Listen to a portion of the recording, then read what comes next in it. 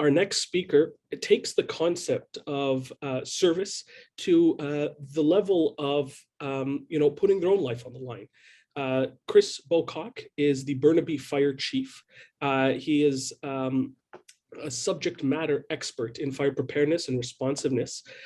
Since 1911, the Burnaby Fire Department has been providing professional, effective fire-related emergency services to save lives and property and environment. They have been working to train and support men and women in many service areas, including fire suppression, prevention, investigation, inspection, training, medical evacuation, and all the techniques needed to maintain safety and security and related to that field. Thank you so much for joining us, Chris. We have a few questions to go into, but before that, is there anything maybe you'd like to start with? Well, I'd really like to express my gratitude for being included. What I can see and hear from all the people here is, the overarching thought of collectivism, of bringing the communities together to solving big problems through our collective strength. So I appreciate being involved. Foundations for a plan forward is definitely an organization I appreciate the leadership that they show in taking on these problems, because as we understand, these problems in our world are large and they scare a lot of people. And our leadership, or your leadership that you're showing and saying, this is all right, we can handle this, but we're all in this together and we all need to come up with solutions and be a part of that. So I thank you for being included, and I'm happy to kind of provide any detail around the wildfire experiences as I know it, from a response and from a preparedness side. Well, you hit the nail on the head, and, supporting each other and working together for the collective well-being. So like the impetus behind this was through Upkar Singh and the Engaged Communities Canada Society, the idea that we as IBOC community members have to have better awareness and understanding, as well as try and support our firefighters in a more visible manner, and how we work with one another was an idea from Hassan Ghani from Islamic Relief to have a humanitarian coalition of how to better support and understand each other, not to step on each other's toes, but to ensure that, hey, we at least know what everyone else is doing. And as we heard from Talib and as we heard from Nikki, there's so much that's being done, but to do it together with that shared vision, mission, and purpose is something that's super important in order to help prevent any kind of redundancies and help to accelerate the well-being of our communities in these challenging times. On that note, and as you were saying, with your many years of experience and considering the ongoing impacts of climate change, how would you say that you've seen the fire and flood seasons evolve over the last few decades here in British Columbia? I've been in the fire service since 1994, so coming up on 30 years. My joints and my knees from the days of actually doing the work, they remind me of it daily.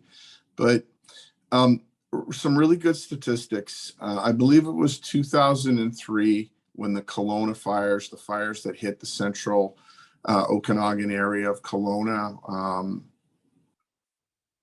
were a very significant provincial emergency. And then we had a bit of a gap. We had some significant forest fires, and we've had those, but we never really got, it took up until about 2017 in the Elephant Hill that year. There was significant complex fires around the province. So that's about 14 years later.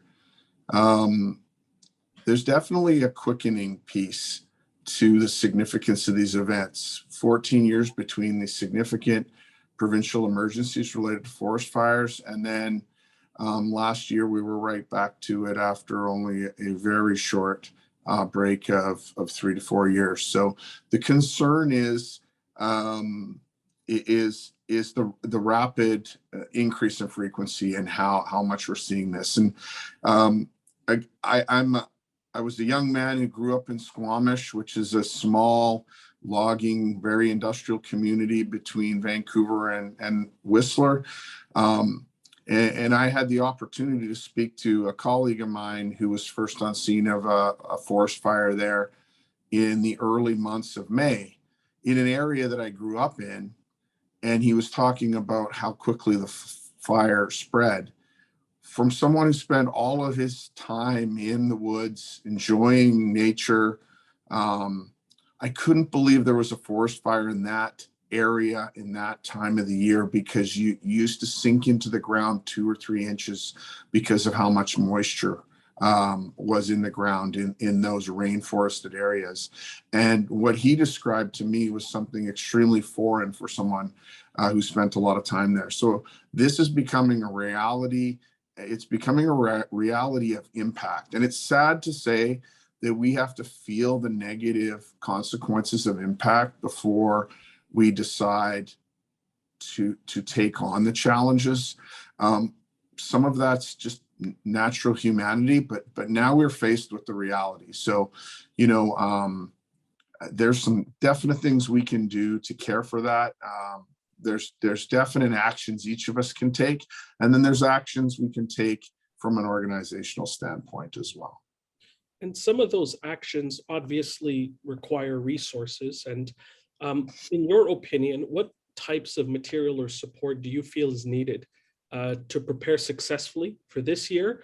And what impact do you think that those resources would show? So my experience, I've had 2 fairly significant command assignments outside of the city of Burnaby.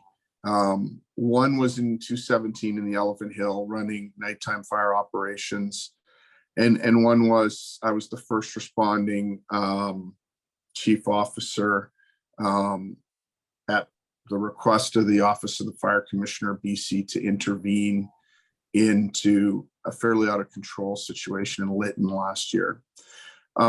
What if I was to answer your question? I really think it's multifaceted, but the ones that are going to jump out at me, I think we need better forefront organization on how we're going to respond.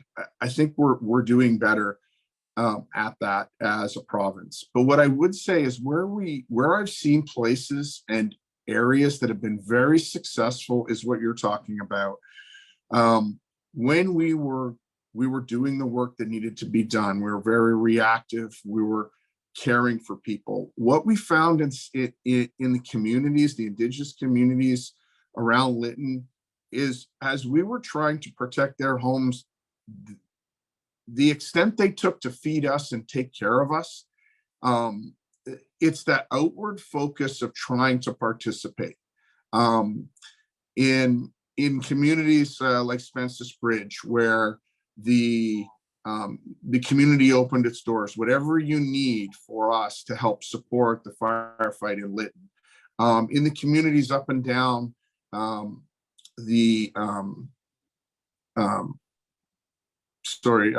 and down the valley south of Lytton, they sent everything they had to the community of Lytton.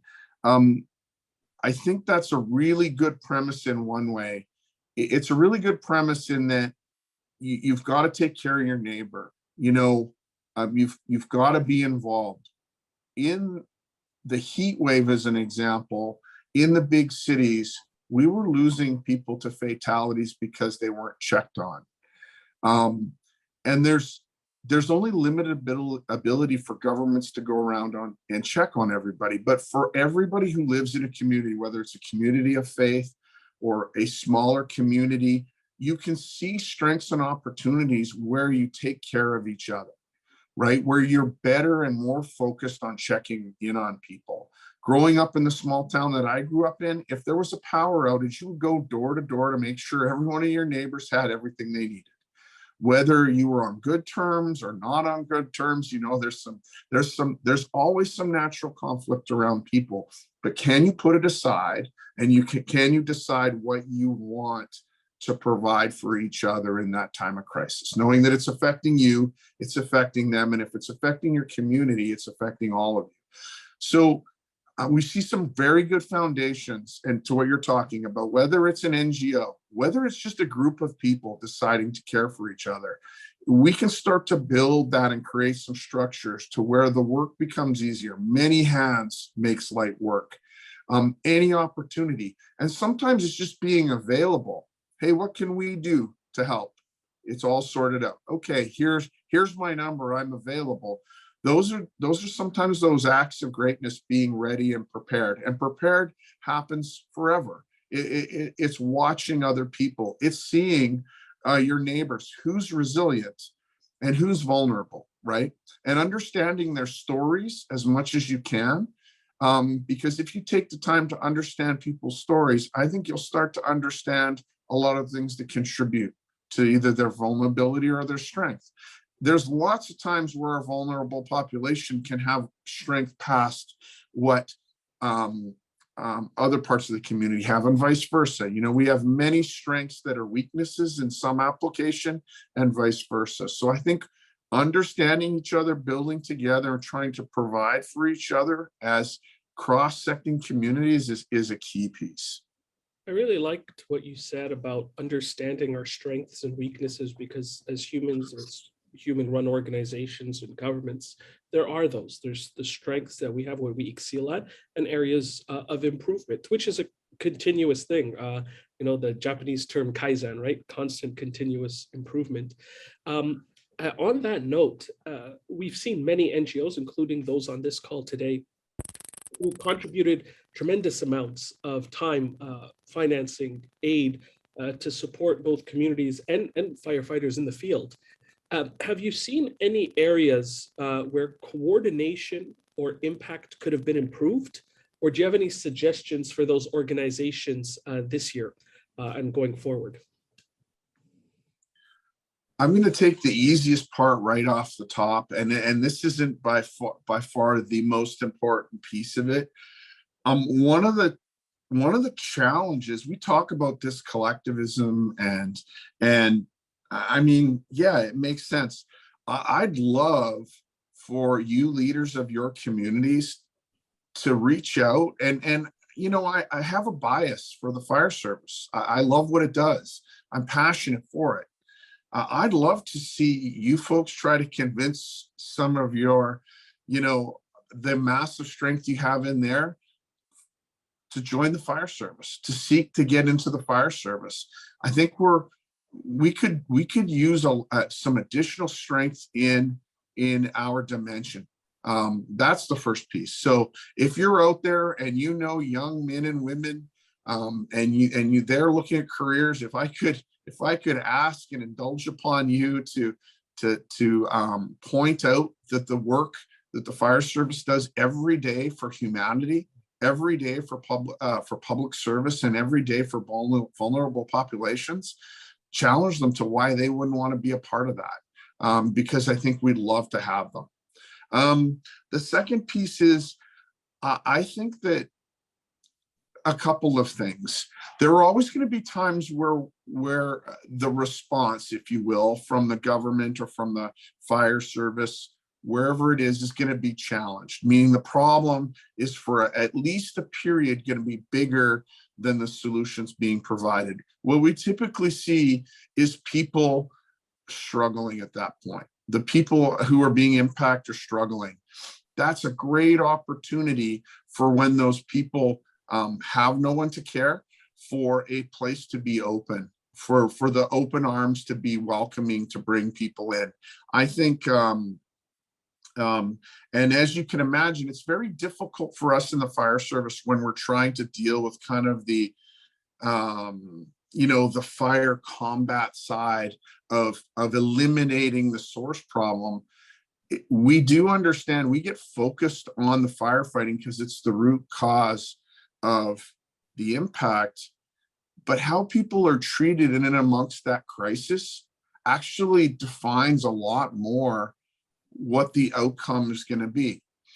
I mean, it's never a positive outcome, but you could have, you could have this crisis in your life, but it could be so life-changing in the way that other people treat you and help you as as sort of the governmental piece or the fire service is working to eliminate the problem, you don't have to eliminate the problem to be the biggest success piece of that event, meaning caring for people and showing them how they should be cared for, how they can be cared for, minimizing that harm in a more humanitarian way than as a tactile way, as far as thinking that we're ever going to solve these problems by eliminating them so they never happen again. We will constantly be challenged as a race of human beings with all manner of things that threaten us. But it's how we go about the processes of dealing with it and each other that will really define our commitment to the people we share this planet with. Agreed. And I do have one more question, but before that, just to put it in your mind, I'm going to put you on the spot here. And at the end of your segment, I'm going to ask you to do a 1-minute pitch, and we'll cut that out, Okay. put it on TikTok, and we'll get that out to the communities so that they can join the firefighting service. It is one of the goals of this event. So we keep it hip, we keep it down to youth. So if at the end of this, our conversation, I'll just ask you impromptu, and then just 1 minute. So my last question, though, is what lessons learned and best practices can you share for NGOs who want to start supporting this initiative, or who want to work in addressing the effects of climate change, particularly in flood response and firefighting? What would be your suggestions for them? Well, I think one of the things we always see in BC and across Canada, as soon as there's a tragedy, everybody wants to know what they can do. I think communicating around kind of an all hazards approach to being ready and preparedness, and within your community, and whether it's a faith-based community or a geographical community, whatever it may be, I think in the forefront, spending a little bit of time in how you can get your message out to people that this is a safe place to come. We'll be ready to bring you in and give you some form of shelter. And it doesn't have to be that your organization is caring for them in every way. You're just the facilitator of others. I think that's the greatest thing. There are a lot of people I think basically in every one of our cultures, everybody wants to help when they see tragedy. I think the greatest thing we can do is organize that positive initiative, have a place where people can come together and help each other. You don't have to have all the solutions. You just have to be the gathering place and the facilitator, in my mind. That's awesome. I really like that, Chris. And I'll give you a suggestion. So for this 1 minute pitch for people to join the firefighting service as a career, speak from the heart. Don't overthink it. We always find that to be the most successful approach. All right. Will do. All right, please go ahead. 1 minute. Why should we join the firefighting service? The fire service is a service that's been built for years in tradition. This is a service that at its foundation is about being there for others in their time of weakness, bringing your strengths of your community, bringing your knowledge and base, adding and working as a team, and caring for those who need your care. It's a very taxing trade.